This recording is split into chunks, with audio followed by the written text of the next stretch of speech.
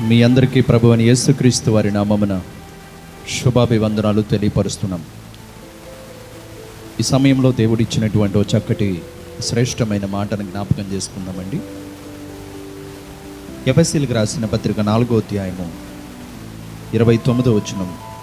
వినువారికి మేలు కలుగునట్లు అవసరమును బట్టి క్షేమాభివృద్ధికరమైన అనుకూల వచనమే పలుకుడి గాని దుర్భాష ఏదైనను మీ నోట రానీకుడి. దేవుడి రోజున మీ అందరితో మాట్లాడుతున్న సందేశం ఏంటంటే, దేవుడు మాట్లాడుతున్నాడు. మన నోటిలో నుండి వచ్చే మాట అవసరమును బట్టి ఇతరులకు మేలు కలుగుటకై మంచి మాటలు మన నోట్లో నుండి రావాలి.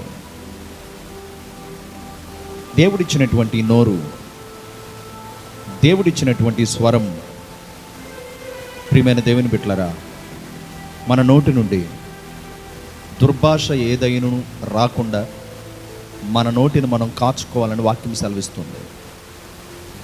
ఇదే నోటితో దేవుని స్తుతిస్తుంటావు, ఇదే నోటితో దేవుని మాటలు వింటుంటావు, మాట్లాడుతుంటావు.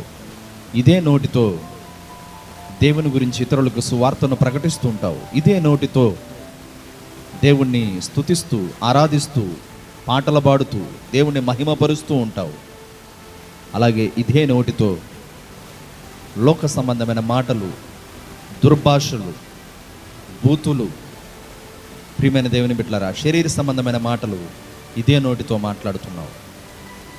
దేవుడు మనకిచ్చిన నోటి మాట ద్వారా ఇతరులకు మనము ఏ ఇబ్బంది కలిగించకుండా ఉండాలనేదే దైవ చిత్తం. నా ప్రియ దేవుని బిడ్డలారా, ఓ సహోదరి, సహోదరుడా, ఎలా ఉన్నాయి నీ మాటలు? నీ ఇంట్లో నీ మాటలను బట్టి నీ భార్య ఎంత బాధపడుతుందో తెలుసా? పని చేసుకొని ఇంటికి వచ్చినటువంటి నీవు నీ భార్యతో ప్రేమగా ఏనాడైనా మాట్లాడేవా? కాలేజ్ నుండి, స్కూల్ నుండి ఇంటికి వచ్చిన నీవు నీ తల్లిదండ్రులతో, అమ్మా భోజనం చేసావా, అమ్మా నీ ఆరోగ్యం ఎలా ఉంది, నాన్న బాగున్నావా అని ఫోన్లో ఏనాడైనా మంచిగా నీ నోటితో మాట్లాడేవా? ప్రియమైన దేవుని బిడ్డ, తల్లిదండ్రులతో కోపంగా మాట్లాడుతున్నావు, కట్టుకున్న నీ భార్యతో కోపంగా మాట్లాడుతున్నావు, కన్న నీ పిల్లలతో కూడా ఆవేశంగా మాట్లాడుతున్నావు, ఇరుగు పొరుగు వారితో కూడా అసహ్యంగా మాట్లాడుతున్నావు. దేవుడు నీ నోటి మాటలను బట్టి ఎంత దుఃఖపడుతున్నాడు తెలుసా? దేవుడు ఈరోజు నీతో మాట్లాడుతున్నాడు. నా ప్రియ దేవుని బిడ్డ, నీ నోటి మాట నుండి దుర్భాష రాకూడదు. నీ నోటిని నువ్వు కాచుకోవాలి.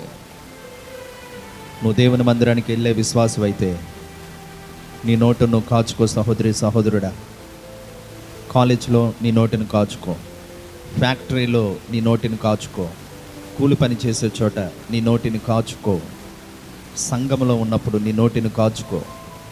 Note this point, this is important point. నలుగురితో ఉన్నప్పుడు దేవుని గురించి మాట్లాడు, ఒంటరిగా ఉన్నప్పుడు దేవునితో మాట్లాడు. నీ నోటితో దేవునితో మాట్లాడుతూ ఉండు. ఒంటరిగా ఉన్నప్పుడు భక్తులు దావీదు, అబ్రహాము, ఇస్సాకు, ఇజ్రాయేలు, మోషే, వీళ్ళందరూ కూడా వారి ఒంటరితనంగా ఉన్నప్పుడు దేవునితో మాట్లాడారు. ప్రియమైన దేవుని బిడ్డలారా, ప్రభువైన యేసుక్రీస్తు వారు రాత్రంతా కొండల మీద ఉండి తండ్రి అయిన దేవునితో మాట్లాడేవాడు. కనుక నా ప్రియ దేవుని బిడ్డ, ఒంటరిగా ఉన్నప్పుడు ఈ నోటితో దేవునితో మాట్లాడు. నలుగురితో ఉన్నప్పుడు ఇదే నోటితో దేవుని గూర్చి మాట్లాడు. నీ చేతనైనంత వరకు మంచి మాటలు నీ నోటి నుంచి రావాలి. కొంతమంది సవాల్ చేస్తూ ఉంటారు. సవాల్ చేసే తమ్ముళ్ళు జాగ్రత్త. సేవకులతో సవాల్ చేస్తున్నావా? ఇరుగు పొరుగు వాళ్ళతో లెక్క లేకుండా మాట్లాడుతున్నావా? దేవుడు ఉన్నాడు. దేవుని వాక్యం నీతోనే మాట్లాడుతుంది. జాగ్రత్త.